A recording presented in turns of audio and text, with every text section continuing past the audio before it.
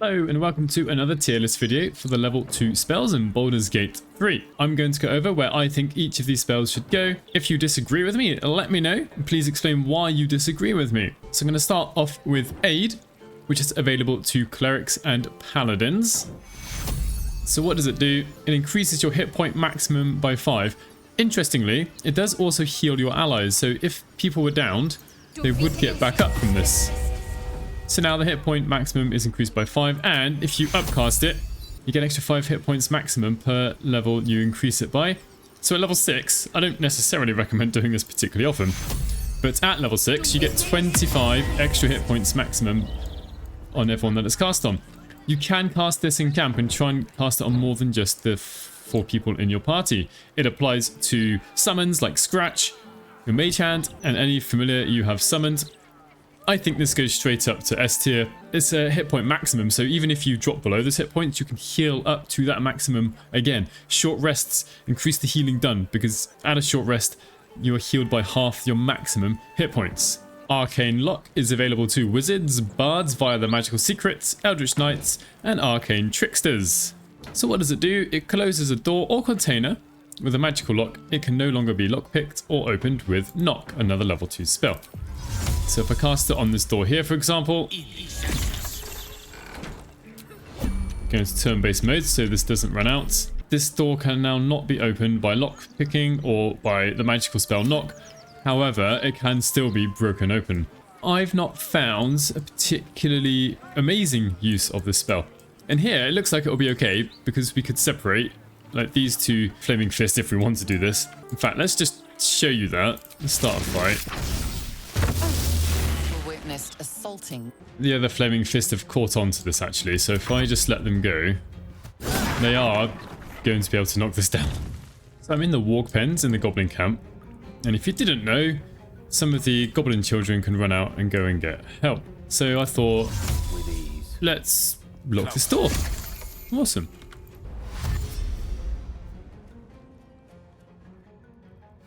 But there they go, they've just left. And in a second, I think 3 more goblins are going to come in. There they are. Arcane Lock doesn't work on doors that actually link to a different area, which is really, really disappointing if I'm honest. I'm tempted to put this in critical miss, but I do think you can probably slow someone down, try and separate people for a bit. I love the idea of Arcane Lock, but it doesn't present itself very well in the game. Maybe there's some certain fights. I'm going to put it in D. Every time I try to use it, it just doesn't really work out well. I've wasted an action in combat and the level 2 spell slot, and it only lasts 10 turns. If it lasted longer, maybe it'd be better. Perhaps you can let me know of any combats where this is coming really, really useful. Bark Skin is next. This is available to druids, nature domain clerics, and rangers. So it takes an action to cast, and it makes your armor class 16. And it requires concentration and will last until long rest as long as you maintain concentration. And so, Jaheira here is an armor class of 17, actually not that great to begin with, but casting Bark Skin does nothing for her because her armor class is already higher. Bark Skin is pretty much useless in your human form, assuming you're a druid. For nature domain clerics and rangers, it's really not that great even for themselves, especially not for themselves, even for other people. Let's wild shape into, I don't know, saber-toothed tiger. And my armor class is 16, which is better than what it would have been. It would have been 13. So it helps with your animal forms, but I need to maintain concentration. So if I fail a constitution saving throw for concentration, then that's it, it goes away. And as a druid, I've got so many spells that I want to concentrate on. Not even the ones I've got selected. Hold Person, Moonbeam, Spike Growth, maybe Heat Metal, Flaming Sphere, Enhance Ability, Guidance even. Resistance perhaps, then at higher levels, Cool Lightning, maybe Sleet Storm. You know, there are a lot of concentration spells, and using a concentration to maintain an armor class of 16, by the time you're at the higher levels, unless your armor class is actually higher than probably about 20, you're going to be hit a lot anyway. By the time you get to the higher levels, you can't rely on your armor to stop you from being hit. You've got to rely on your hit points, damage resistance, healing in between combats to stay alive, and all levels, I'd much rather use my level 2 spell slot for something else. It's really just not worth it.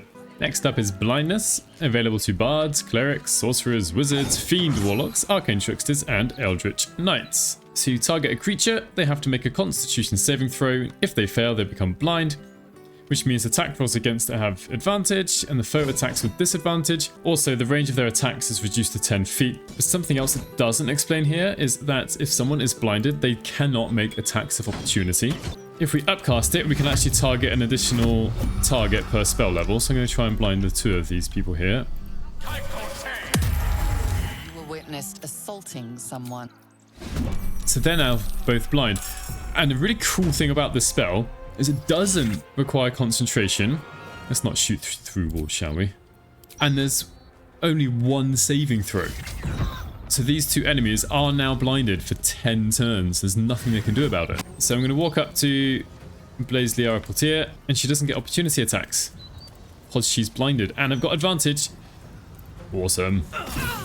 Now, as cool as that sounds, I'm going to leave it at maybe B tier, perhaps A. The problem I find is I often find myself just wanting to cast something else ahead of it. It's not a bad spell. The things I like is there's no concentration requirement and there's only a single saving throw against it. So if they fail, they're going to be blind for 10 turns. Sometimes when I compare it to some of the other spells, basically those are A tier and S tier, I'm like, oh, blindness could be good, but I could also cast one of these other spells that I'm going to go across later.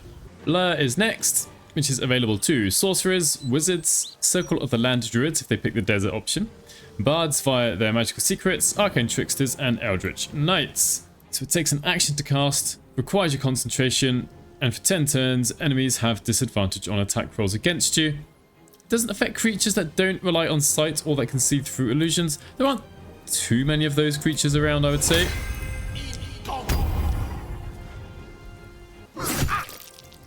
Oof, made that save. This character had disadvantage, but I still got hit, even with disadvantage. That isn't always going to happen though.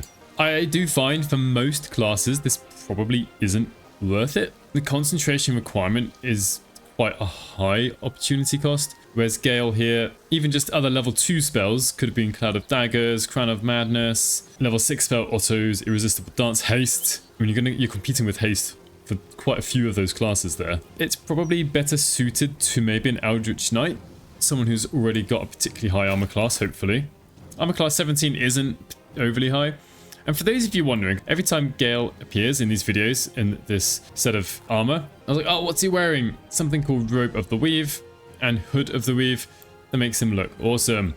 This one's a little bit dependent on the class, but for most of the classes, I'm going to leave it at C, because what would have been better here, what would have been better is actually trying to kill the Manet.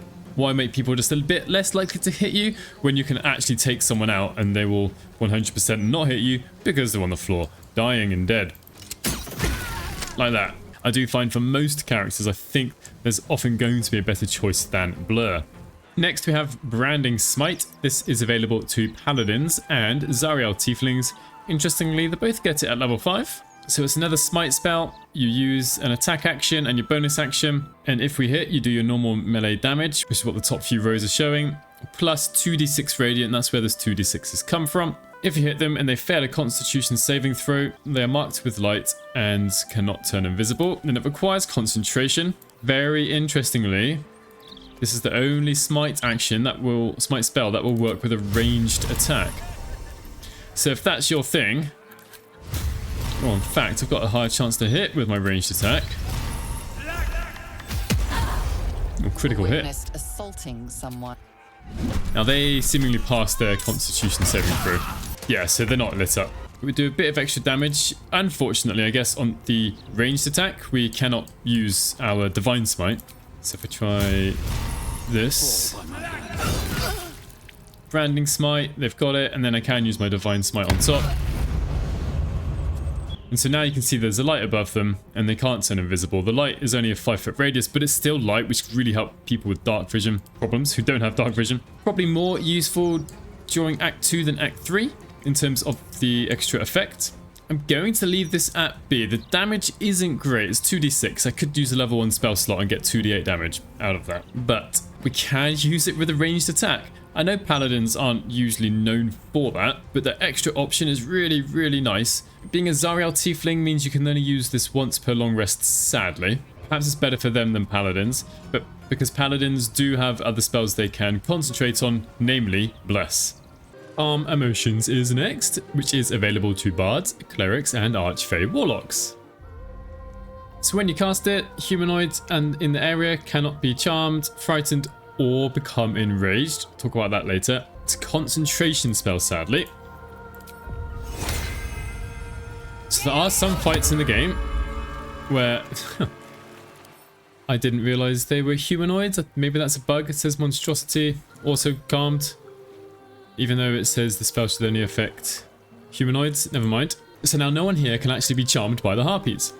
Another place where this spell is useful is against the Dwergar and the Mind Masters, which can take over control of your characters. This would prevent that. If someone is already controlled, this also takes them out of being controlled and back to their normal state. Coming to the enraged part, this does mean if you've got a barbarian and they're raging, they will come out of rage, and they cannot rage while under the influence of the spell, which I think is quite limiting. I'm going to stick it in C tier. Now, it does have its uses. There are fights where you will become charmed and frightened, but I don't feel like it's enough to really justify taking it on a bard or archfey warlock. If you've played through the game a few times and you've got a cleric, then actually you could swap this in. And if you knew when to use it exactly on a cleric, I'd put it up higher. But even so, it does require concentration, and clerics have got Bless, Spirit Guardians. Two great spells, top tier spells. I'd much rather be casting those, probably, than using Calm Emotions. Cloud of Daggers. This is available to bards, sorcerers, warlocks, wizards, arcane tricksters, and eldritch knights. So you create a cloud of daggers, which deal damage to people inside, anyone, anything inside. And there's no saving throw against this, they just take the damage. It's 44 damage when you cast it, and if the enemies walk through it in their turn or start their turn there, they'll take the damage. The area, yeah, isn't massive. That's the only real downside to this. The area cannot be moved. In an open space like this, it's not as effective as somewhere enclosed, but... So they take damage on the initial casting, and at the beginning of their turns, they will also take more damage. And we'll see that immediately. And there's a 10 damage there. But now they've moved out of it, unless I somehow throw them into it or push them into it, they're not going to take that damage again. Even so, for a level 2 spell, Cloud of Daggers is great. If you upcast it, you do get an extra 2d4 damage for each spell slot above level 2. And now it does require concentration, so there is something to think about. But if you need some guaranteed damage, especially in an area, and currently the AI doesn't avoid it that much, they still run through it, even on Tactician. So you can kind of put this through some sort of choke point, and everyone's going to be running through it. So I think it very much deserves S tier here.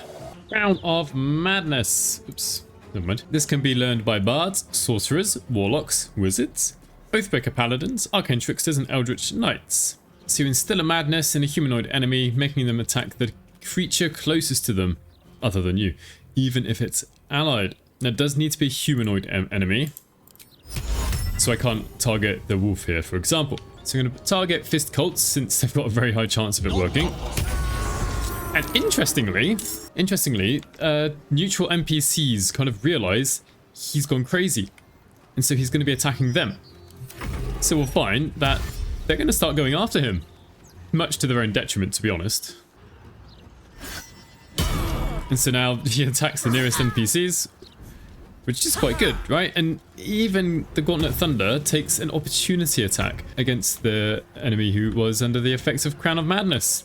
Now it does require concentration, and casting at higher levels doesn't do anything. It is the wisdom saving throw. I'm going to stick it in B. In early access, this wasn't really working very well, but now it does seem to be working better. I'm not going to put it higher because, one, it's only humanoid enemies, and secondly, again, it's a concentration spell, and there are so many, and we can't be concentrating on everything at once, only one thing at a time. In some situations, it's probably going to be much higher, where you've only got a few humanoid enemies around, and it kind of changes the action economy for the battle in your favor if you've got your party in the right position.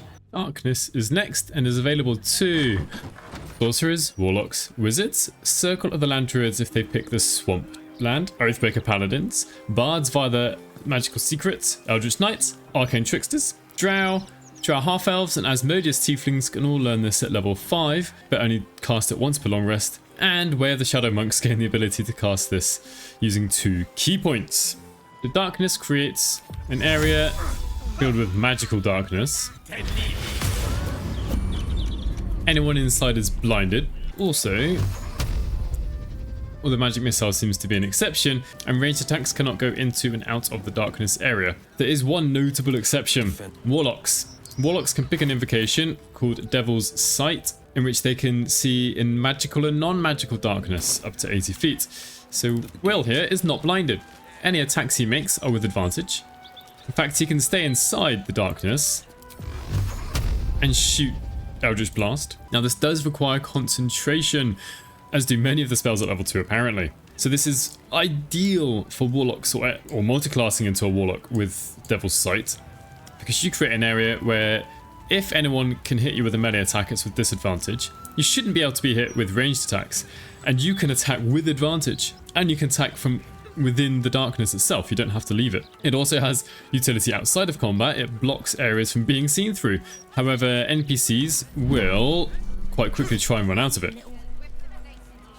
I'm going to stick it in A tier. If you are a warlock and you've taken Devil's Sight, it's obviously S tier, I think. But for other people, it's still good. It's still battlefield control. It's still blocks vision. You've got utility, and it requires concentration. So you have to think carefully. Do you want to put up Darkness, or do you want to have Crown of Madness, or perhaps Cloud of Daggers, or Bark's Gun of Calm Emotions, or Branding Smite even? Like, loads of these spells do require concentration at level 2. There's a big old battle royale competing for concentration. Dark Vision is next. This is available to druids, sorcerers, wizards, rangers, bards via the magical secrets, arcane tricksters, and eldritch knights. So you grant a creature the ability to see in the dark out to a range of 40 feet. It lasts until long rest and does not require concentration. Upcasting it doesn't do anything, so I can cast it on my Dragonborn here. Boom. You can now see in the dark. Awesome. Will, I don't think Will has... Yeah, in this one he doesn't have Devil's Sight, so we can give it to him. Boom, he's got dark vision for the day, and this lasts until long rest. And you can give this to as many people as you like in your camp. Doesn't have to be in camp, it's just a bit easier to do it in camp. So we're going to go see Lae'zel and give it to her. The ranking for this will depend on your style of play, because what I'm going to do here... Alright, I've given everyone dark vision. Those of you who've been following my streams know I'm not actually using Gale in my party. What I'm going to do is go and let him stay in camp for the day, and we still keep the effective dark vision, which is awesome. So I can get him to cast the spell on whoever I want, and then he can leave. And in fact, I didn't mention it earlier, but Aid is like that as well. However, Aid has got a limited area, so it's going to be a bit more difficult perhaps to get everyone together. So my thoughts on this: dark vision is great. If you're going to use it like this, where you've basically got some dark vision bot in your camp, someone you're going to dedicate to casting dark vision with, it goes in S tier. If you're going to be using spell slots that you need to replenish during the day, I'd probably drop it down to B. Dark vision is important. However, there are lots of light spells or items that produce light, and after a while it doesn't really matter whether you've got dark vision or not. There seem to be enough items around to produce it, to produce light that is, or just use the light cantrip on someone ahead of time. Often gets rid of the need for having this spell, but it's a cool spell. It's nice to have. It's until long rest, no concentration required. Potentially S tier if you're going to do what I've just done here, but otherwise I'll probably leave it at B tier. Detect Thought is next, which is available to bards, sorcerers, wizards, great old one warlocks, arcane tricksters, and eldritch knights. This is one of the few spells you can actually cast inside a dialogue. You can cast it outside a dialogue, it's no problem. And in fact, it is a ritual. It does require concentration. So some dialogues, there's no way to know ahead of time which ones. It's just from experience and trial and error. You get this option here, Detect Thoughts. So I'm rolling an intelligence check here. Sometimes it does roll wisdom. And in fact, to help me out, I'm going to use a couple of spells. Good thing I did. So you hear their thought. See the true souls. Those types don't even bother to wait.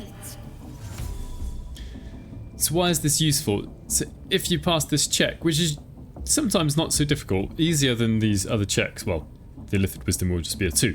But it gives you extra dialogue options, gives you extra information. And so now I can go past this check just by walking forwards. And because of its ritual nature and its use, I'm going to put it at S tier. Even for the classes that only have spells known, such as bards and sorcerers and warlocks, and arcane tricksters and eldritch knights. In fact, for all the classes apart from wizards, it's probably worth thinking about taking this if it's going to be your main character, the one doing most of the talking at least. And this is a good alternative to actually having charisma, but it doesn't work in every single dialogue, sadly. quite fittingly, Enhance Ability comes next, which is exactly what you just saw me use. So Enhance Ability, oh, I don't have any level 2 spell slots left. Enhance Ability gives you the option to give anyone in your party advantage on checks of a specific ability type. So we've got Constitution, Strength, Dexterity, Charisma, Intelligence, and Wisdom. And the physical ones actually have a separate or additional sort of function. So if you use Bear's Endurance, it says advantage on Constitution checks. There are so few, I can't actually think of any right now, but I don't want to say there is 0 because it's a massive game. Someone's probably found one. That's almost pointless. But you also get 7 temporary hit points. There's better ways of doing that. Bull's Strength, this is quite useful. Advantage on strength checks, so advantage on shoving, and carrying capacity is doubled. Awesome. For Dexterity, you only take half damage from falling, which is kind of nice, but we do have Featherfall there. The 3 ability scores that are for kind of your mental stats are just advantage on those checks. But until I lose concentration, I've now got advantage on all intelligence checks. This can be really useful for outside of combat for your survival checks to spot hidden chests and your perception checks at the same time. Very, very useful. And you can cast this inside the dice roll screen, so you don't have to cast it ahead of time even. I actually really like this. It is a level 2 spell slot. It is not a ritual spell, but you can choose when to cast it. You don't have to cast it ahead of time. So if you don't want to use it, you don't have to. And if you upcast it, you can actually target an extra person for every extra spell slot used higher than level 2. I don't usually use that upcasting ability. I find I just want to use it on one specific person. Oh, and I forgot to say, Enhance Ability is available to bards, clerics, druids, and sorcerers. Enlarge Reduce, a single spell for both potential things.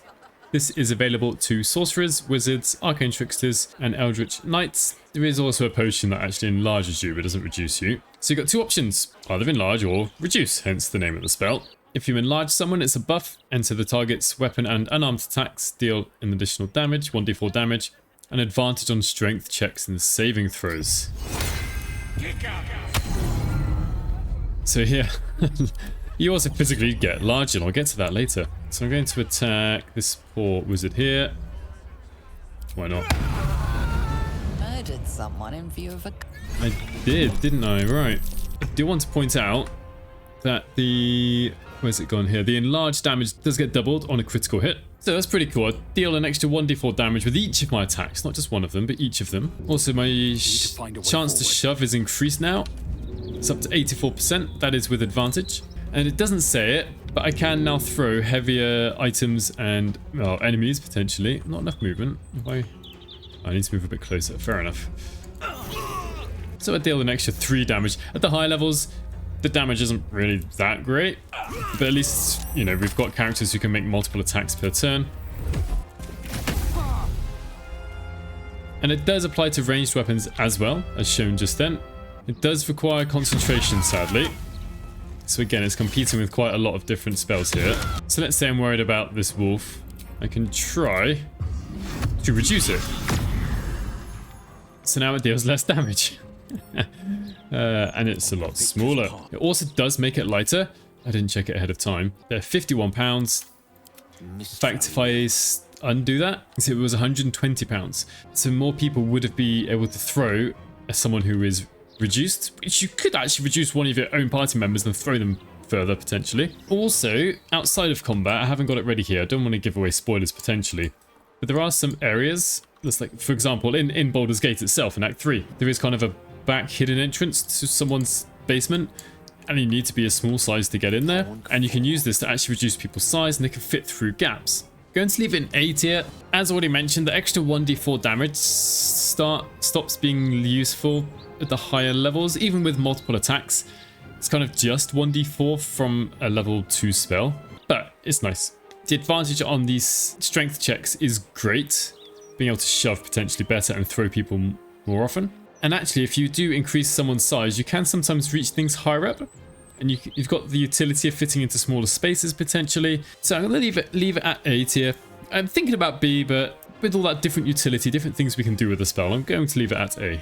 Enthrall is up next, which is available to bards and warlocks. Reduce a creature's peripheral vision and make it look at you. It's a wisdom saving throw to resist this effect, although it doesn't tell us that here.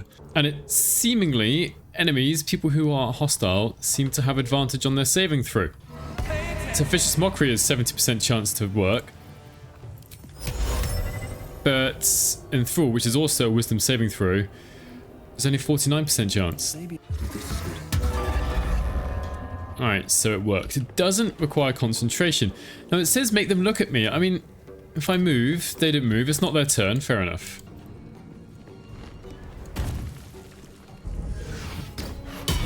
So they are attacking Tavkazat, the person who passed the spells. It's kind of like getting their attention, getting their aggro. But if I hide around the corner, they don't actually go for the person who cast it. I have to say, I've tried to use this a few times. I'm not 100% sure why they attack the person who cast it. Sometimes they don't. There's no saving throw was made. They just cast Misty Step and then started to attack. I mean, at least it doesn't require concentration. Now, this is only available to bards and warlocks, and the enemies have advantage on the saving throw against it. I don't know. Perhaps if you had a bard or warlock with a really high armor class, which is possible. There are lots of different armors, lots of ways of getting a high armor class. I mean, maybe, but I think most of the time I'd rather use my action to do something else.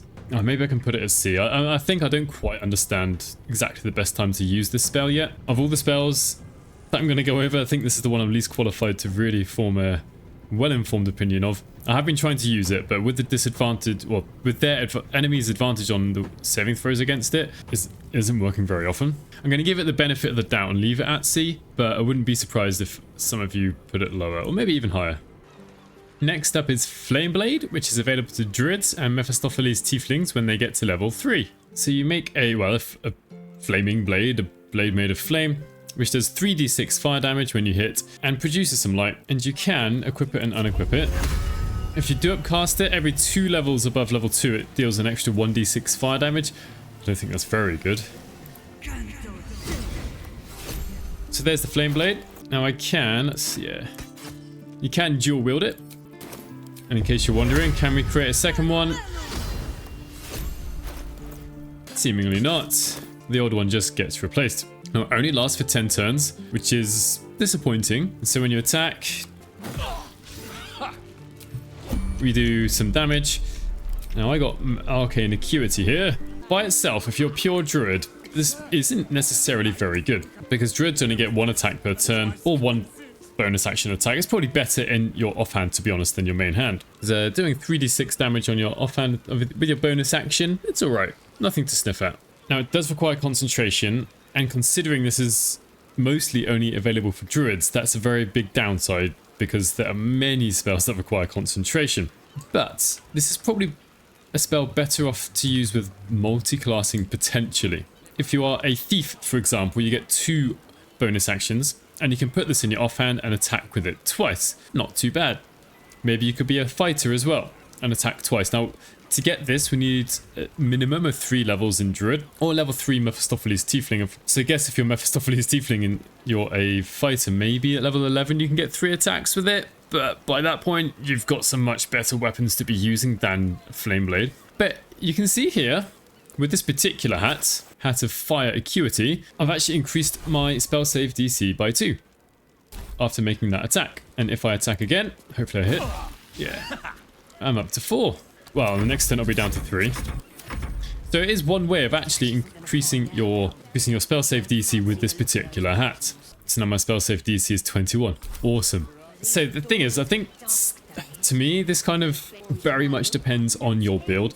If you're not having a build where you're utilizing Flame Blade, it's basically a critical miss, because Druids could be concentrating on something far more useful for the party. But if you're using a particular item, or you're the thief, or you're mixing all these things together, then it becomes maybe S or A tier, because your whole build might revolve around Flame Blade for a while anyway. As we get to the higher levels, that 3d6 gets worse and worse in terms of damage, and fire damage is resisted a fair amount. So I'm going to leave it in the middle at B, kind of the average, even though it doesn't really apply to either situation I'm thinking about, of either you've got a build ready made for it, and it's good maybe at the earlier levels. If you haven't got a build made ready for it, in the higher levels, you're never going to use it. But I'm going to stick it in the middle, just because I can't choose between the two, either the high or the low.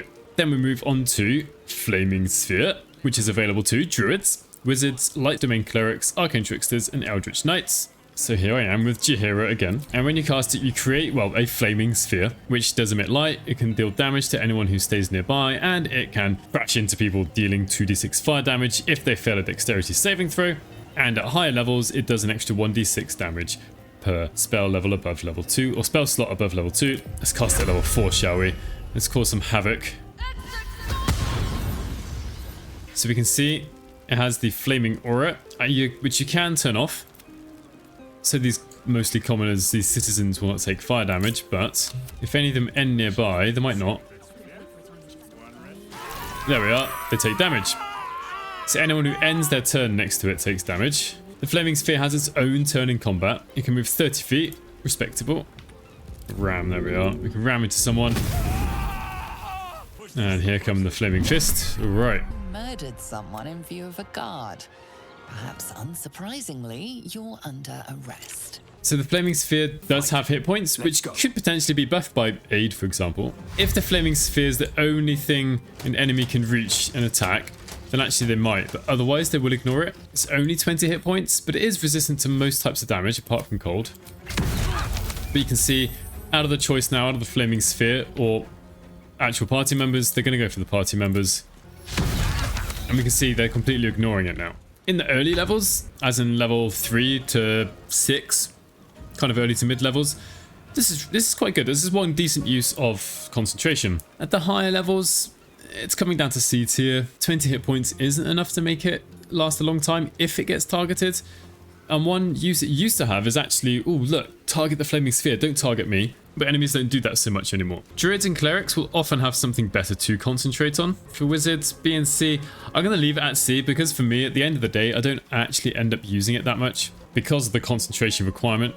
Next up is Gust of Wind, available to Druids, Sorcerers, Wizards, Tempest Domain Clerics, Storm Sorcery Sorcerers get this at level 6, Eldritch Knights and Arcane Tricksters. So you summon a strong wind that clears all clouds and pushes creatures back 17 feet, forcing them off balance. Now it is all creatures, so it would affect my allies if they're in the way. And you can see where enemies will be pushed to, or allies, even anyone's going to be pushed to if you cast this. Now, interestingly, it's got a 40-foot range, which is quite far. Actually, very far indeed, to be honest. Now, I don't have a good place to use this in particular, but maybe you don't like the citizens of Baldur's Gate. You can knock them back, but they only get knocked back if they fail a strength saving throw. Now, this is an evocation spell, so for example, evocation wizards can actually cast this without worrying about allies. It doesn't damage anyone, but it will leave them off balance if they fail as well, so attack rolls against them have disadvantage. I love the effect of the spell, but what I don't like is that it's a level 2 spell slot, and it affects allies. Of course, evocation wizards and sorcerers, if they pick the careful casting meta magic, don't have to worry about that, but that's only some of the subclasses out of the many that are there. It does have its uses. There are alternatives, such as Thunderwave, although the range on that is smaller, literally shoving. Battle Masters can have a maneuver that pushes people back, and there are a few other things that can push people back. So it's kind of, there are alternatives, and for a level 2 spell slot, it's not always as useful as it might seem. I will say that lots of the places in the game do have high ground and low ground verticality, so it can be exploited, can be used, but you have to be so careful not to get your allies inside. Heat Metal is next, which is available to bards and druids only. So this has various things going on. So first of all, you have to target someone who has a metal weapon or a metal piece of armor. So for example, I can target the Steel Watcher and the Fist Penteller, but not the Flaming Fist Archer because their crossbow doesn't count as being made of metal. Fist Penteller has metal armor and a metal weapon. If they are wearing a metal armor and weapon, it will actually target the weapon. So yeah, it has various effects. I hope this works. If you upcast it, you can deal an additional 1d8 fire damage. So let's just... We cast it. They passed the saving throw, sadly. So Heat Metal was applied to Halberd. Okay. So they took the 3d8 fire damage. Awesome. They succeeded their saving throw, which means they don't drop their weapon. If they'd failed, they would have dropped their weapon. Oh, she maintained concentration. Right. Consider my hackles a So on subsequent turns, you can reapply the damage, and also... where's it gone? This one. So the bonus action... If they fail their constitution saving throw, they actually drop the weapon. At this point, there's no point in concentrating further on Heat Metal because you cannot transfer it. If someone is just wearing armor, you can 100% hit them. Although this watcher is resistant to fire damage. And then in subsequent turns, as long as I've got concentration still, I can then reapply that damage. Quite a lot to go through. I'm going to stick it in B. It is a cool effect, but the concentration requirement stops it from going higher, in addition to the fact that not every enemy is going to be able to have this applied to them, cast on them. But where you can use it, it is pretty useful.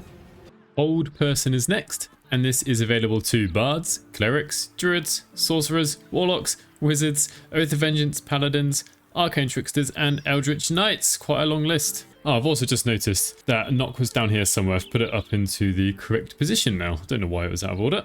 So Hold Person, what does it do? Enemy makes a wisdom saving throw. If they fail, they are held. And what held means is they can't take actions, bonus actions, or reactions. And attacks against the enemy are always critical hits if the attacker is within 10 feet. And that does mean attacks with an attack roll. It doesn't mean like all spells will always work. If you upcast it, you can have an additional target for every spell level above. So at level 3, for example, we can actually target 2 people. Nice. And they're both held. Interestingly, right at the moment, since I'm in turn-based mode, I assume, these guys haven't noticed because these two can't actually do anything to essentially ask for help. So if I attack, I've got a 100% chance to hit. It will be a critical hit, no matter what I do. So I could pick perhaps a smite to try and get some extra damage done, but I'm not going to do that. I think it'll be a waste. There we are. There's one attack. What's this? There we are. Okay. Like Oops. Oath broken. Never mind. And then let's move. I don't even need to move Will out of the way. Will gets a chance. Bam. Critical hits. Now I've been seen doing that. Doesn't matter. Now it is a concentration spell. The enemy will make a save at the end of their turn. Oh, right. Let's do this. But because I'm not within 10 feet here, I don't get the critical hit. If I get close enough, there we are. Even ranged attacks can get the critical hit. Although saying that, my bow isn't very good on this character particularly. But let's at least get Dread Ambush, shall we? Even that isn't too bad. Anyway, I think straight up to S tier with a couple of caveats. One is it is concentration, so I can't do Cloud of Daggers and Hold Person with the same character, for example. And 2, it only affects humanoids. It wouldn't affect any wolf that gets summoned, as would have happened if I hadn't killed that first person. So you can't use this on everybody. It doesn't work on undead, for example. They really need to be a humanoid. But for a level 2 spell slot, and the fact we can upcast it, it's really, really good.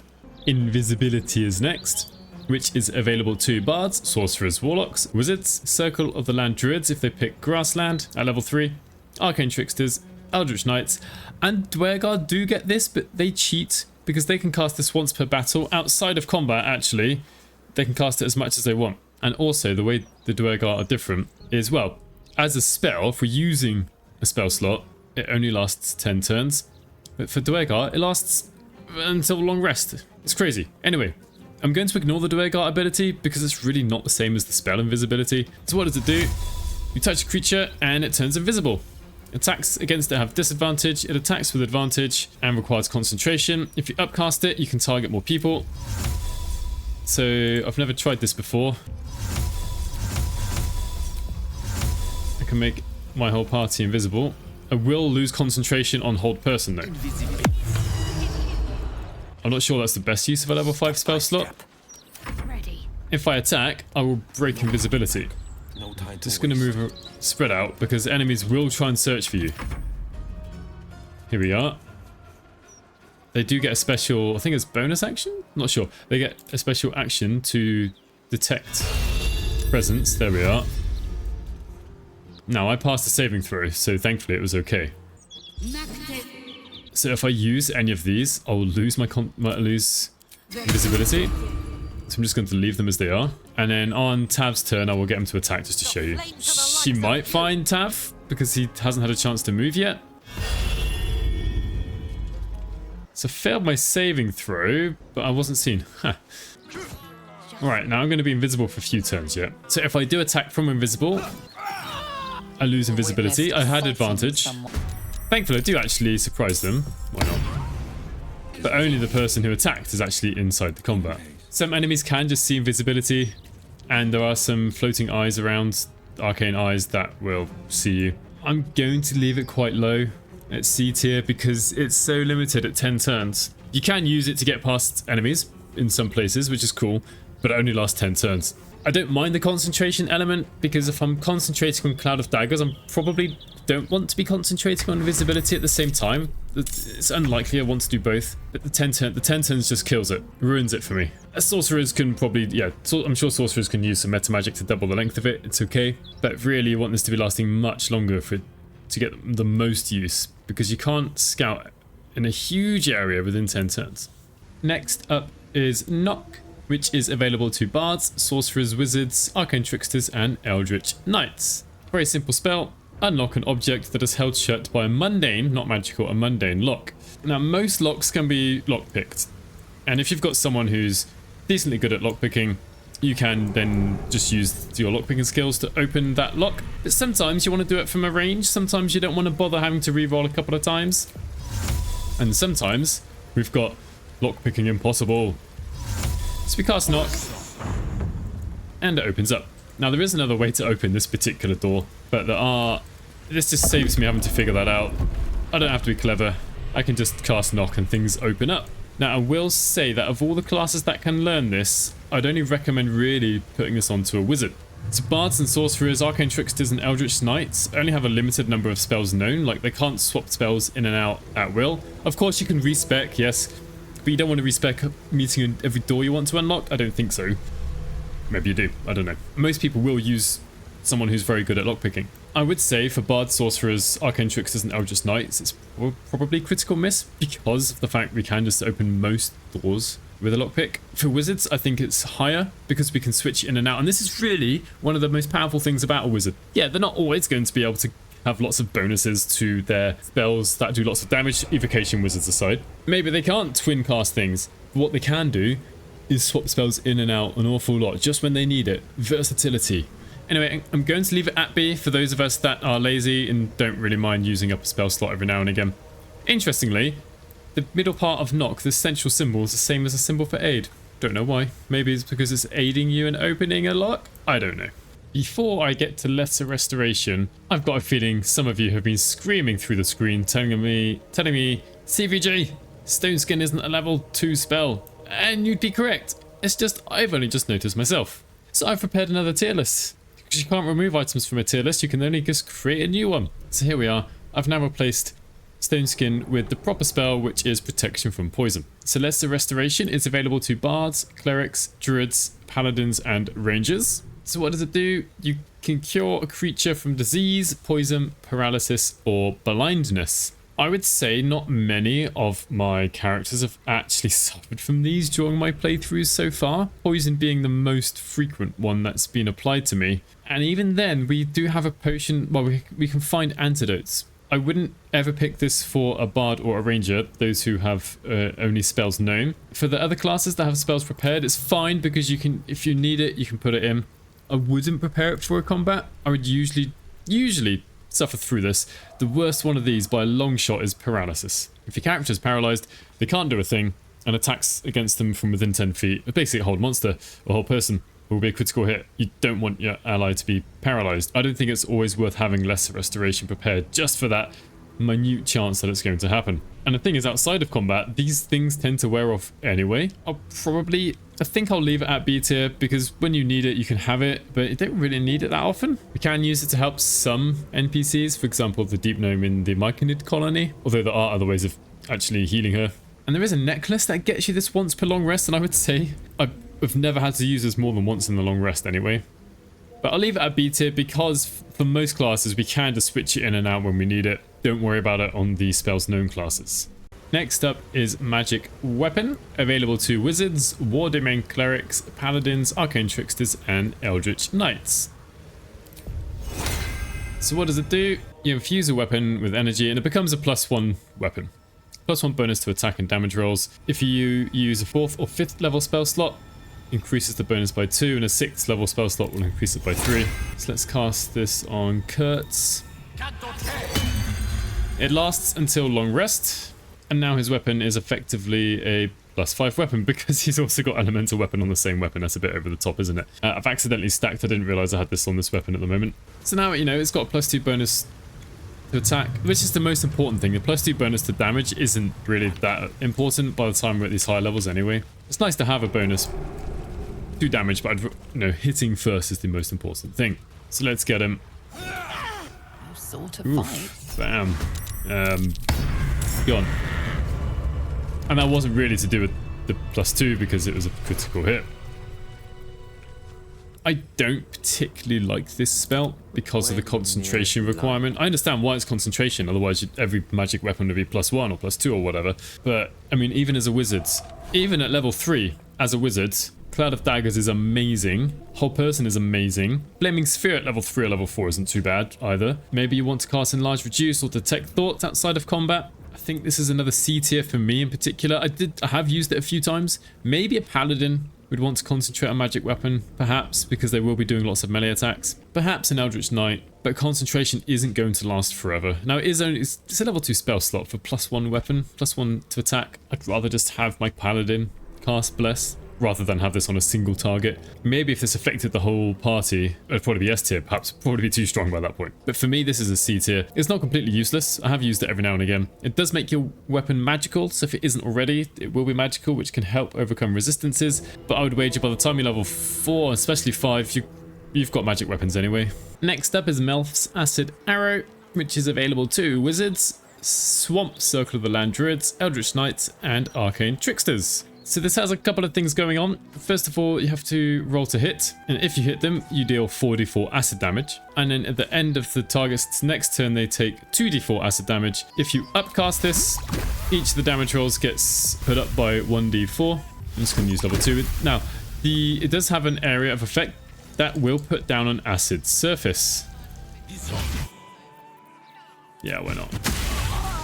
You were witnessed assaulting. Now what does acid do? It reduces armor class by 2. I just want to point out, a few people in the cantrip video were saying, didn't you know acid splash reduces armor class by 2? Acid splash inflicts the acid condition. It doesn't. Acid splash does not do that. We need either Chromatic Orb or Melf's Acid Arrow to do that. So acid reduces armor class by 2. Amazing. That's really good. That really, really helps. So Manip Sayama here will take a tiny bit of extra damage at the end of her turn. There we are. Interestingly, the lightning charge damage got added to that as well, which is pretty cool. Now this suffers from the same fate as some level 1 spells in that early in the game, the damage is kind of only okay even at the lower levels. It would never be S tier. One good thing about it is it can force multiple concentration checks on a caster. And it does create that surface. Enemies will walk out the surface, unfortunately, so you've only got a limited time to use it. At the higher levels, this damaged 44 damage and then 2d4. And at the higher levels, the damage done is very, very low. One thing I did forget to mention, it does say here, on a miss, they still take half of the initial damage, so 44 divided by 2. So it's a source of guaranteed damage, but Magic Missile is so much better for that. The only reason I'm leaving it in C tier is the fact that it actually creates an acid surface, which can be very, very useful for, well, all of your characters, potentially. Mirror Image. This is available to Sorcerers, Wizards, Warlocks, Trickery Domain Clerics, Coast and Mountains Circle of the Land Druids, Arcane Tricksters, and Eldritch Knights. So it uses an action to cast and creates 3 illusory duplicates, and each of them increases your armor class by 3. And whenever an attack misses you, one of the duplicates disappears, and therefore your armor class goes down. So let's just double check this. Gale's current armor class is 17. If we upcast it, we don't get any benefits. So Shadowheart's armor class is 15 because I accidentally put this on her for something earlier. And now it's 24, which is respectable. But each time an attack comes in and misses her, Have to keep going. she loses one of those 3. And let's just show that happen. Right, and it's gone. Down to 21. This is not the same as 5th edition whatsoever. It's a very different method of doing it. One good thing about it is it doesn't require concentration. I would say if you're going to use this, it's usually better to cast it ahead of combat if you can. However, that's not always possible, because using an action in combat to make potentially 3 attacks miss you isn't necessarily the best choice. Plus, even if the attack was going to miss you anyway, you still lose your mirror image, which is kind of annoying, really. Towards the end game, this goes down because your action becomes far more valuable than just increasing your armor class by 3 per missed attack. But in the lower levels, it helps a lot.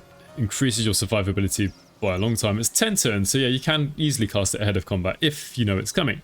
Misty Step is next. This is available to Sorcerers, Warlocks, Wizards, Circle of the Land Druids if they're Coast or Underdark, Oath of the Ancients Paladins, Oath of Vengeance Paladins, Gloomstalker Rangers, Bards via Magical Secrets, Arcane Tricksters, Eldritch Knights, and Githyanki get it at level 5 once per long rest. Quite widely available. What does it do? It uses a bonus action and you can teleport to an unoccupied space that you can see. Now, I don't have any actual use for this, but I could teleport out of here if I wanted to. I'm going to be in trouble if I do that. This isn't the best time to be using it, but one good thing is it doesn't provoke opportunity attacks. You teleport out. You can teleport to places you can see, so you can get through gates and railings. You can go up, you can go down. It's a bonus action, and in Baldur's Gate 3, unlike 5th edition, you can cast a spell with a bonus action and action without any sort of limitation. Easy S tier. Just search. It doesn't even have to be used in combat. It's really good outside of combat, getting to places that you can see but can't reach otherwise. And it's so widely available that you're going to have someone in your party with Misty Step. Next up is Moonbeam, available to Druids and Oath of the Ancients Paladins. So it's a concentration spell, which cools down a beam of light and does 2d10 radiant damage if the enemies fail a Constitution saving throw. If they pass, they take half damage. And it's a bit like Cloud of Daggers in that damage is dealt on the initial casting and if enemies start their turn there or walk onto it during their turn. Now the area here is even smaller than Cloud of Daggers. You were witnessed assaulting some. Now this will apply to allies, so you don't want to walk into this Moonbeam if you can help it. So the Steel Watcher took 5 damage. And if you have Moonbeam, you can then move it with an action to recast it. Let's put it on this one again. And if you're hasted, you can cast it again. And if you upcast it, it does an additional 1d10 radiant damage for every spell slot above the 2nd level. And like with the level 1 spells, these level 2 spells that deal damage kind of fall off a bit later in the game. When you initially get Moonbeam, I think it's very easily S tier. It's the Druid equivalent of Cloud of Daggers. It does more damage potentially, but the area is smaller, but you can move it around. Towards the higher levels, the damage isn't quite enough. Maybe you could upcast it. It is going to be very useful during Act 2. You do find plenty of enemies who are vulnerable to radiant damage, and there are items that can boost radiant damage. It's going to leave it at A, but I do know by the time I am level 12, I'm probably not going to use it, but I'm not level 12 for the whole game. But it's a nice kind of backup spell to have in the back of your pocket, ready to come out and deal damage to people in an area. Pass Without Trace is next, which is available to Druids, Trickery Domain Clerics, Circle of the Land Druids if they pick Grassland, Rangers and Bards via their Magical Secrets, where the Shadow Monks can also do the same thing at the cost of 2 key points. So call forth a Veil of Shadows and Silence that gives you and all nearby companions plus 10 bonus to stealth checks until long rest. It is a concentration spell though. Up it goes. Pass Without Trace. Everyone's now got a plus 10 bonus to stealth. Look at that, plus 12. Helps with hiding. Now, the thing is, in combat at least, and even outside of combat, if I'm within a vision cone, there's a chance of being seen. If I'm outside a vision cone, Move fast when I need to. Sylvanas soften my there's no chance of being seen. Now, it's kind of disappointing. In 5th edition, this is an amazing skill. Amazing spell. But with the addition of vision cones to the game, and we do have invisibility if we really need to, although it's not everybody, I don't particularly care for this spell that much. I do understand it will have some uses, because if I'm here and try and hide, see, I'm still too close to the Steel Watcher inside the vision cone that I just get seen. Maybe in darker places where you do have to take a stealth check to hide, this is useful. And I'm sure someone's going to tell me about a build where they're going to have perhaps Rogue, I suppose, who's hiding and shooting, and they're passing all their stealth checks, and it's really overpowered. Please let me know if you do have a build like that or an idea. But outside that sort of situation, I just don't need to use it because the vision cones tell me where I can and where I can't hide.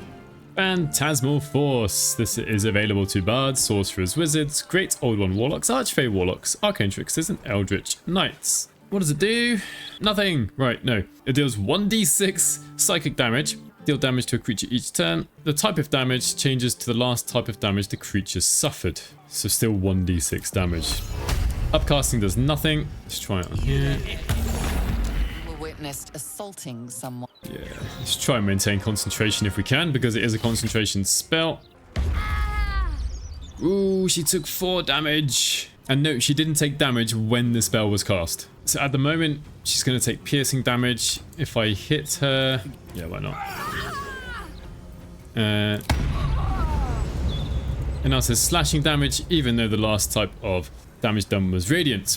And so she's going to take 1d6 slashing damage. And she also does get a wisdom saving throw to stop this. So yeah, this is awful. 1d6 damage per turn. Yes, you can create some types of damage to be to make enemies vulnerable to. Then it goes up to 2d6 damage, but at almost any level. Okay, this enemy's got 130 hit points maximum. It's quite a lot. Let's turn this off, shall we? But now they're dead, and the spell did 4 damage. If the last 2 turns, I'm going to have wasted my concentration and the level 2 spell slot for 2d6 damage. Even at level 3, I'd rather just chuck out a firebolt, which does 1d10, than use my level 2 spell slot, which at the time is my highest level spell slot. At these high levels, my cantrips do more damage than that anyway. Wow, that was a bit unlucky, wasn't it? 8 on 3d10. But the point is, like, the damage is so awful, and they can resist this at the end of their turn anyway, that you might only end up using 2 turns of it. It's just not worth the spell slot or the concentration. Ray of Healing is next and is only available to clerics. This can only be cast outside of combat, so no doing it inside of combat. It heals 2d8 plus your spellcasting modifier of healing, and combines with any items that inflict conditions. Inflict's probably the wrong word, but inflict conditions when you heal someone. Now, the usefulness of this spell will very much depend on your playstyle and how many rests you take, aim on taking, or happy at taking. If you're taking a long rest and short rest after every single battle, it's probably D tier, you're never going to get any use out of it. If you're trying to extend your rests and you want a bit of healing on everyone, and you're happy to use this level 2 spell slot, it's probably up at A tier. It's not a huge amount of healing. As your level goes up, you're probably going to get less use out of it, but then again, level 2 spell slots become less valuable anyway. If you upcast it, you get an extra 1d8 set of healing from each spell slot above the 2nd level. It does go well with some items. In this case, we've got the Reviving Hands, which gives Blade Ward to anyone who's healed. We can give temporary hit points. We can give Bless to people who are healed, just for 2 turns though, not like for a long time. I'm going to leave it in the middle because I really think it does depend on your playstyle. I tend to use it perhaps in lower levels. As the levels go up, I tend to use it less and less. Protection from poison is next. This is available to clerics, druids, paladins, and rangers. And what does it do? You touch a creature, you neutralize all poisons, and you want to get protection against poison influences in the future until long rest, which means you get advantage on saving throws against being poisoned, and you get resistance to poison damage. Like with Dark Vision, you could get a character to go and cast this on all your characters in camp and then kick them out, in which case it's probably S tier. Let's say she casts it on herself, whatever. So now, yeah, we have advantage on saving throws against being poisoned, and we're resistant to poison damage. It's okay, it doesn't require concentration, which is great. I really, really like that. Now, I would say, if you are poisoned, don't pick Lesser Restoration. Do pick Protection from Poison. Apart from rangers, clerics, druids, and paladins are prepared casters, so they can actually switch this in and out, and it can really help against some of the gas traps and poison clouds out there. So Protection from Poison has its uses, but for much of the game, you'll easily get away without it though. Ray of Enfeeblement is next, which is for warlocks, wizards, bards via the magical secrets, arcane tricksters, and eldritch knights. So it's an attack roll. If you hit them for 10 turns while you're concentrating, they deal half damage with weapon attacks using strength.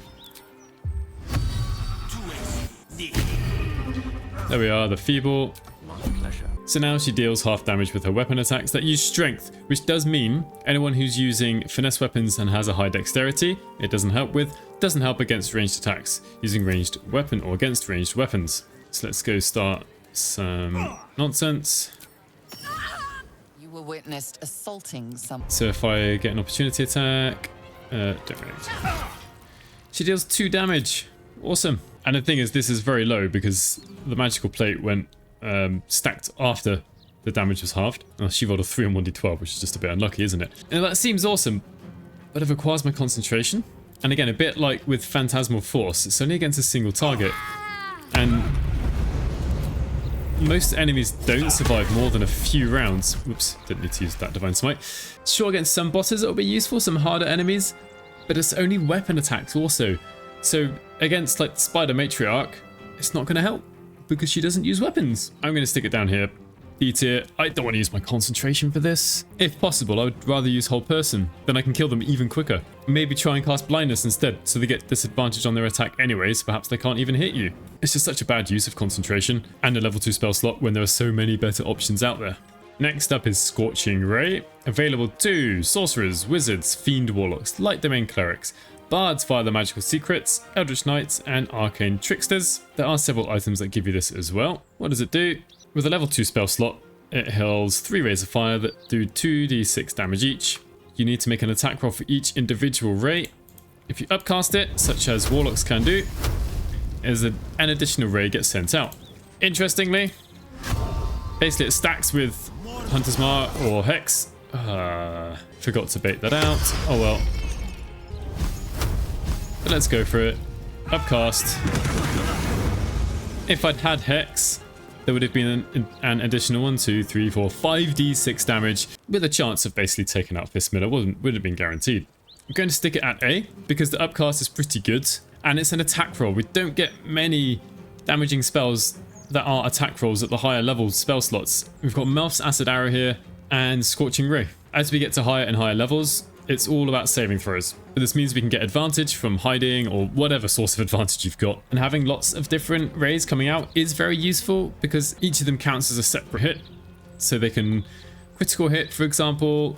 If you've got something like Hex, each ray stacks with it.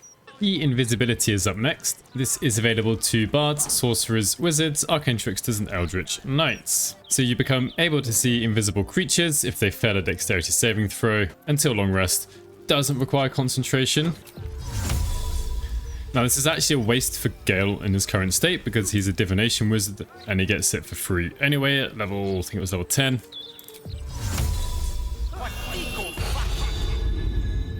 So there it is, you can see invisibility, which is pretty cool. Unfortunately, you cannot cast it on somebody else. It's not like dark vision in that way. Now this can come in very useful in some instances. So I'm kind of tempted to put it in B tier. What I don't like about it is that we can't cast it on other people. And one person, Tav, can get this through Volo, just a permanent buff. In which case it comes down here probably because there's always someone in your party who's got it. I would say it's a good idea to have at least one person in your party who can see invisibility, especially in Act 2. But if you've taken see invisibility from Volo, then probably D tier. You just don't need your wizard to cast it if someone else has got it. But I am going to leave it at B tier, but a part of me really wants to put it down to C. Shatter is next, available to bards, sorcerers, wizards, warlocks, tempest domain clerics, eldritch knights, and arcane tricksters. It's an area of effect in AoE that does 3d8 thunder damage if enemies fail the constitution saving throw. Any creatures made of inorganic material have disadvantage on their saving throw, which is some creatures. If the Steel Watcher was still alive, then actually it would have disadvantage also. The area is quite nice. Witnessed assaulting someone. But I would say that, again, these damaging spells at the higher levels, well, I did pretty badly on my rolls there. Yeah, at the higher levels, this just isn't as good because enemies have got a lot more hit points than normal. Well, not normal, than earlier in the game. In the earlier levels, this is great. It's good against goblins, gnolls, these enemies that don't have more than 20 or 30 hit points. Then as they go up and up, it goes down and down and down. I would suggest if you pick it on a caster that has a spells known, switch it out later on because it won't be as useful. Now considering we go up to level 12, it kind of pains me a bit at the low damage at the higher levels. No, it is a source of guaranteed damage. I'm really between C and B here, and there's no way to make anyone vulnerable to thunder damage, sadly. Like by the time we get to higher levels, I just got to think about this and compare this to some of these other spells. Now Cloud of Daggers is much higher because the fact is we do almost certainly do more damage than Shatter ever can, and it can last multiple turns, whereas Shatter is just a single AoE. Thing is, in some fights, like in the goblin camp, killing all the goblins outside or even inside, this is probably S tier. You can just take out many goblins, but that's just one particular instance. By the time we're in Act 2, do you know what, there are some enemies that are vulnerable to thunder damage. The Arcane Eyes, for example. I'm going to put it at B. I think it's useful enough early in the game that it's good to use when you get your level 2 spell slots, but by the time we get to the higher levels, we will probably stop using it. You can upcast it to deal an extra 1d8 thunder damage for every spell slot above the second, so in that sense it can still be useful, but really towards the end of the game, your spellcasters can probably do better than cast Shatter. Next up is Silence, which is available to Bards, Clerics, Desert Circle of the Land Druids, Rangers, Oath of Devotion Paladins. Warlocks can use an Eldritch Invocation, Book of Ancient Secrets, and they get to cast it once per long rest. Where the Shadow Monks can basically cast a spell for 2 key points. What does it do? You create a soundproof sphere all within are silenced, so basically can't cast most spells. Some spells can be cast in the silenced region, but not many. And they do let you know which ones they are. And you become immune to thunder damage. So in combat, this does cast the spell slot, and I say that because actually it is a ritual spell, so outside of combat, it doesn't require a spell slot. So I've got a bit of a situation going on. Now most of these enemies aren't spellcasters, so probably I'll find they don't get much use out of it, but we'll see. Now it does have out of combat uses. For example, if you're facing True Soul Gut in her own little chapel or in a little area, if you silence her, she can't call for help. And that basically goes for anyone who wants to call for help. If you silence them, they can't do that. It means your characters don't make noise while they're going past as well. And remember, in these situations, you can set these up using the fact it's a ritual outside of combat. So I'm going to stick it at A tier. It's got some utility. When it's cast against me in combat, I'm usually like, so what? I'm going to walk out of it. And I imagine most enemies here will do that. That's kind of a form of control, a form of trying to make people not go to a certain part of a battle, of a fight. Spike Growth is next, which is available to Druids, Nature Domain Clerics, Rangers, and Bards via the Magical Secrets. So when we cast it, you get this area which will create spikes. I'm going to go turn-based mode. The smallest of small talk. Which deals, people don't like that, deals 2d4 damage when it's cast. Now interestingly, this will remain while concentration is maintained. It is difficult terrain, and every time enemies move 5 feet, or 1.5 meters, they take an additional 2d4 piercing damage. Let's just come out of them, and you can see them all taking damage. And they will. Murdered someone in view of a... Enemies, people will try and get out of it, right? Oh, down they go. And it basically is multi-purpose. 1, it deals some damage. And if someone tries to walk all the way across, actually, they're going to take a fair bit of damage. And 2, kind of battlefield control. All right, I've now got this area where if these enemies want to come close to me, they'll have to probably jump. And that's the main downside to this spell, is enemies can just jump over and through it. Let's just stand back. Also, it is flammable, and it will set a light, which means it just disappears, which is pretty bad. We'll probably jump, I imagine. And wow, I jumped all the way over there. Thankfully, it didn't go for Jaheira. They'll be able to shoot because they're a ranged attacker. And then with her turn, I can just do something else, as long as it's not a concentration spell. Now I'm going to see what this dude does. I imagine they will just jump over it. Oh, it's a bit of a risk. I take no joy in this. But we can pull that person through the spike growth. Yeah, they're going to jump. The AI isn't too stupid with this. They will try and avoid it if they can. But you can try and use that to your advantage. I think it's a solid A pick. Nice A tier spell. The damage isn't massive, but it can start to really add up, and it essentially uses up the enemy's bonus actions to get around it, or they will just avoid it and they can't attack you, especially if they're melee combatants. Spiritual Weapon is next, which is available to Clerics and Bards via the Magical Secrets. So quite rarely, this uses a bonus action to cast, and you can create a Spectral Weapon. If you upcast it, you can actually create weapons that have more hit points and deal an additional 1d8 force damage. And you get 6 different weapons to choose from, and they've got different weapon abilities. So the first 3 all have Lacerate, which can inflict bleeding, which gives enemies disadvantage on Constitution saving throws and 2 damage at the start of their turn. The Maul can do Concussive Smash, which gives enemies disadvantage on their Wisdom saving throws and can't take reactions. And the last 2 can do Piercing Strike, so if you hit the enemy after that, they take an additional 2 piercing damage. My favorite is the Maul, because spells that require Wisdom saving throws often are just very, very good spells. And this only lasts for 10 turns. It doesn't last forever, but very interestingly, it doesn't require concentration, which is very useful. So what I can do now, although it's a bit over the top. Now I cannot summon another spiritual weapon. It will just replace the old one, so there's no point in doing it 2 turns in a row. So here's the spiritual weapon. I'm using it against people who are held. It's a bit unfair, really. It's not a great way to compare it necessarily. I'm not going to use its concussive smash. You can do it once per short rest, basically once per summon. Pretty good. And it can fly, but it can only fly 20 feet. The one problem I find with spiritual weapon is if you cast it in the wrong place, it can be almost impossible to get back into the fight. So if I take out these two here, and then this Flaming Fist, the spiritual weapon's probably never actually going to attack anyone else. Unlike with other summons, they don't get attacked too often, only if it's literally the only thing that the enemies can actually see. Even including that, up to S tier, it's a bonus action, so I can still cast another spell. It's extra damage, it's an extra target. It doesn't require concentration, it's just so good. Warding Bond is next. This is available to clerics only, and there are some items that can give you this. So what does it do? You ward an ally. They gain resistance to all damage, pretty cool. +1 bonus to the armor class and saving throws, but each time the ally takes damage, you take the same amount of damage. Now, I've already cast this before in combat, which is why, and I cast it on Gale. And this fist here was using volley on Shadowheart, Gale, and Will all together. So we can see here that one of the attacks hit Gale. Damage was resisted, and so it did 5 piercing damage in total. At which point, Shadowheart took 5 piercing damage also. And then the second volley attack did the same thing. Gale took 6 piercing damage in the end, and so Shadowheart took 6 piercing damage. Now, there's no way to stop this. You can't drop this. It's not concentration. Sorry, I said something slightly incorrect earlier. Outside of combat, you can unprepare Warding Bond, and then the effect will stop.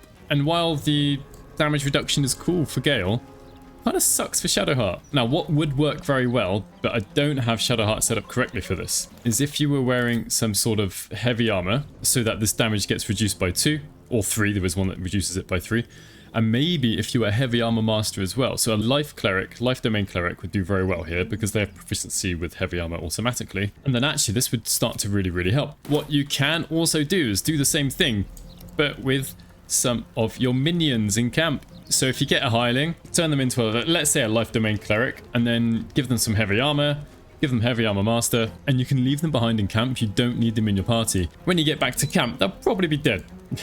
Let's face it, but your character would have had half the damage taken. Then you can just revive them, especially if you've got a cleric. I mean, outside of combat, you can just prepare Revivify. You can pay 200 gold. So it can be kind of abusable. If you want to play it that way, then you can use your hirelings to cast this on you. Now, where I place this really depends on how you play and how I play. I don't tend to use the hirelings to do this sort of thing. And so actually for me, I don't really like it. If I was to use the hirelings, if I was to use a cleric in heavy armor with heavy armor master, actually, well, with the hirelings at S tier, because then your character just takes half the damage with very few repercussions. But I don't particularly like it. I don't like playing like that too much. I've just been experimenting with Gale and his transmutation stone and making him cast dark vision, but I really can't be bothered going through all the hassle of creating someone with Warding Bond and then revivifying them. But if that is your style of play, then I'm sure you'd put it up at S, but I just don't. I've never used it seriously because Shadowheart's half dead, not quite, but coming up to half dead, and this is her first round in combat, which is somewhat disappointing. I suppose against weaker enemies it wouldn't be so bad, but still, it's a bit too risky for me. Also, I now feel slightly vindicated by putting Warding Bond in D tier critical miss because Gale's got some lightning charges and Shadowheart's taking damage from those lightning charges, which kind of sucks. Although quite interestingly, Shadowheart does have the effect of Blade Ward up, and she took half damage from the already resisted damage, so you can actually resist the resisted damage and then have damage taken off that. But still, I don't like the fact that it passes on lightning charges, or passes on the lightning charge damage. And lastly, we have Web, which is available to sorcerers, wizards, Circle of the Land Druids if they take the Underdark land, bards via their magical secrets, arcane tricksters, and eldritch knights. So you create an area of webs. Enemies must make a dexterity saving throw to resist the effect of the web. This does require concentration, sadly, and upcasting doesn't do anything. Let's do it here. So these two are now enwebbed, which means that they cannot move, and attack rolls against them have advantage, while the attack rolls have disadvantage, and they've got disadvantage on dexterity saving throws. So now look at this. Will's got a 94% chance to hit here. Unfortunately, we have a silence bubble up. We'd have to go over to wherever she is to stop that, or just walk out, I suppose. But I want to show the effect here. Let's use the offhand attack. Not even the offhand attack, but the bonus action attack. So Gale gave me advantage in all of those, which is nice. Now he has advantage on this attack. It's not got a very high chance to hit, but it all helps. And this shows probably the one main downside apart from concentration for web. It's flammable. I 100% forgot that I had fire damage on my hand crossbow. Although the wolf is still enwebbed, but only until this turn. So where does it go? I think it's quite a nice spell that's kind of similar to Spike Growth, except instead of doing damage, it's all about controlling the enemy, giving them debuffs, giving your allies advantage. One nice thing about these sorts of spells is it doesn't really matter what level you're at. This is still going to be useful even in the higher levels potentially. The only downside is because of the concentration, there will be higher level spells that require concentration that you'll probably cast ahead of this. But web will always be useful, but try not to set it alight like I just did. So that's my own subjective take. I do want to say this isn't an objective list.